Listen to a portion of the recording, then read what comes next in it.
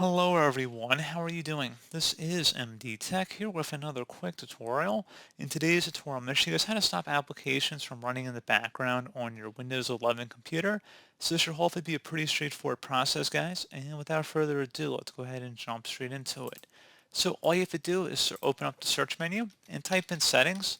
Best result should come back with settings. Go ahead and open that up. Select the privacy option, so privacy and security over on the left side. And now on the right side, you want to scroll down underneath app permissions, and you can select for each one of these items in here. So for example, let's start with the camera app, for example.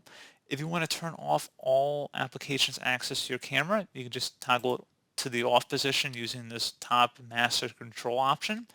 However, if you want to allow certain applications, if you keep it in the on position, you can go down and customize this list depending on your preference. And this will be the same for pretty much all of the apps in here.